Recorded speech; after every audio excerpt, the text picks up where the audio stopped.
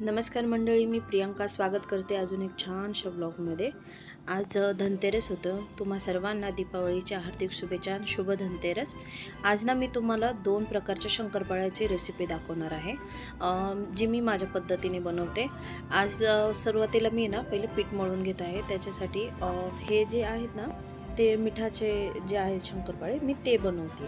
त्याच्यात मी मीठ 3 वाटी मैदा घेतला आहे। त्याच्यात मी मीठ, जिरे आणि काळे तीळ असे टाकून घेतले आणि हे एक काय बोलतात तेल, एक तेलाची वाटी भरून मी त्यात टाकलं आहे। हे तेल गरम वगैरे काही केलं नाही, असंच फक्त सगळं मैद्याला मी लावून घेते।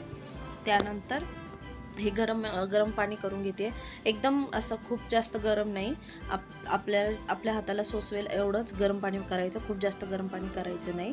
आणि नंतर मी ते पाणी जसं लागेल, आता 1 ग्लास घेतला, 3 वाट्यांना मी 1 ग्लास पाणी घेतलेलं आहे। ते पुरेसं झालं मला, तेवढ्यात बरोबर होऊन जातं। आणि थोडंसं घट्टसर पीठ मळायचं, खूप पातळसर पीठ मळायचं नाही। आपल्या पिठाच्या कणकेपेक्षा जे आपण चपातीला पीठ मळतो ना त्याच्यापेक्षा थोडंसं जास्त घट्ट मळायचं आणि हाताला पाणी घेऊन थोडं थोडं करून आपण सगळं पीठ मळून घेणार आहोत। पीठ सगळं मळून झालं ना की त्याला झाकून 1 तासभर आपण साईडला ठेवून देणार आहोत। आता मी हे साईडला ठेवलं। आता मी लगेच दुसरं पण पीठ मळून घेणार आहे। त्यासाठी मी 1 वाटी दूध घेतले आहे आणि ते दूध गरम करायला ठेवते। आणि आता हे गोवर्धनचं तूप घेते, ते पण मी 1 वाटीला थोडंसं कमी असं ते घेते आणि त्याच्यासाठी 3 वाटी मैदा घेते। हे बघा, आता तूप ओतून घेते आणि हे दूध गरम करायला ठेवलंय मी। त्याच्यातच आपल्याला हे तूप आणि पिठी साखर मिक्स करायची, खाली मिक्स करायची नाहीये। बघा, एवढं तूप मी घेतलंय। एकदम परफेक्ट माप आहे। इतके छान आणि खुसखुशीत शंकरपाळे होतात ना, खूप छान होतात। बघा, आता हे सगळं मी मिक्स करून घेते व्यवस्थित। मी ना एकदम जास्त असे फराळ करून ठेवत नाही, जसं जसं लागेल ना तसं तसंच करते। कारण खूप जास्त बनवलं ना ते खाल्लं जात नाही आणि मुलंही खात नाहीत।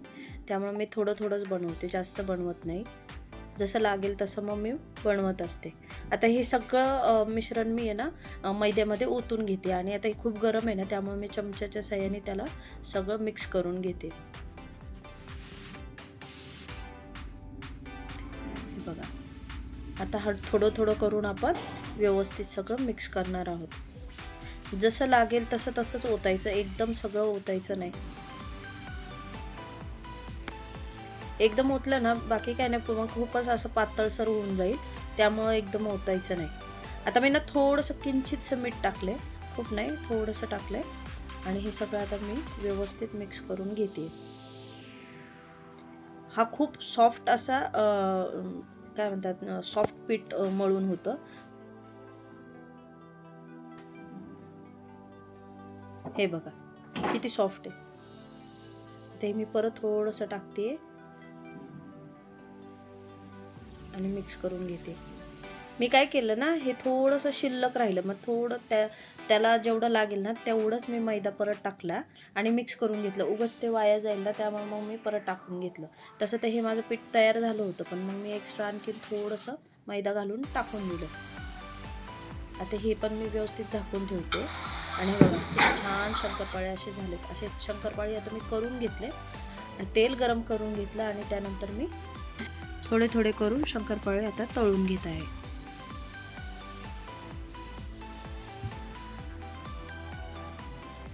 शंकरपाळे तेलात सोडल्याच्या नंतर ना 2-3 मिनटं मी काही त्याला झाऱ्या लावत नाही। त्याच्यानंतर मग मी अलटीपलटी करून घेते आणि मग व्यवस्थित कलर आला ना, मला ना थोडंसं लालसर कलर आवडतो, म्हणून मग मी थोडेसे लालसर कलरमध्येच तळून घेते।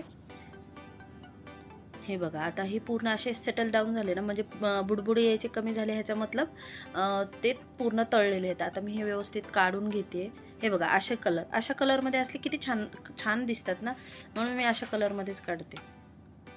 आता हे झालं, ह्याच्यानंतर मी दुसरी बॅच लगेच तळून घेणार आहे आणि ते झाल्याच्या नंतर मग मी लगेच खारे शंकरपाळे करायला घेणार आहे। मी आहे ना हे तळता तळताच खाली माझे चालू होतं एक एक एक एक करून घ्यायचे.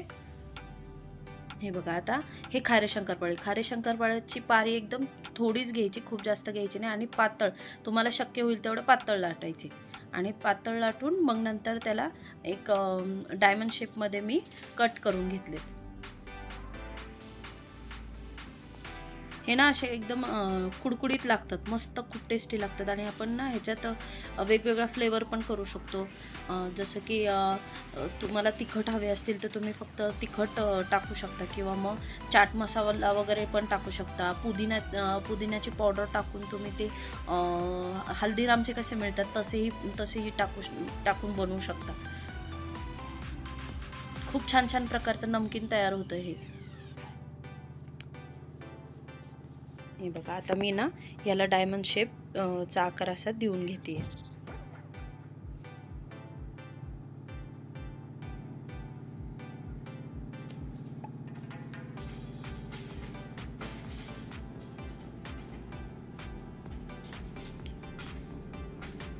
आणि ना ह्याला असं डायरेक्ट काढता येत नाही, मग मी काय करते 1-2 मिनटं तसंच ठेवते पोळपाटवर आणि त्याच्यानंतर आपल्या चाकूच्या साहाय्याने मी काढून घेते. हे बघा आपले शंकरपाळे किती खुसखुशीत झाले. खूप छान होतात शंकरपाळे. तसे तुम्ही करून बघा, खूप छान लागतात. आता मी जे पोळपाटावर काढून ठेवले होते ना ते साईडला काढून घेतले शंकरपाळे सगळे खारेवाले आणि आता हे तेल गरम करून मी त्याच्यात सोडून घेतले.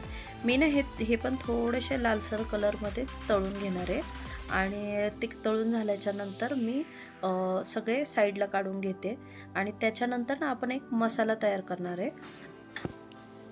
आता हे मी सगळे साईडला काढून घेते, गॅस बंद केला आणि ह्याला थोडंसं थंड होऊन दिलं आणि आता आपण तो मसाला बनवून घेऊया. मसाला म्हणजे काय एवढं विशेष नाही, मी फक्त लाल तिखट, पिठी साखर, परत आपलं थोडंसं मीठ आणि काळं मीठ म्हणजे पिंक सॉल्ट हे सगळं मिक्स करून घेते आणि ते याच्यावर टाकते. हे थोडंसं आपल्याला हलकंसं गरमच पाहिजे तेव्हाच ते टाकून घ्यायचं. थंड झालं ना मग ते व्यवस्थित मिक्स होत नाही, त्यामुळे हलकंसं गरम जोपर्यंत आहे ना तोपर्यंतच आपण सगळं मिक्स करून घेणार आहे.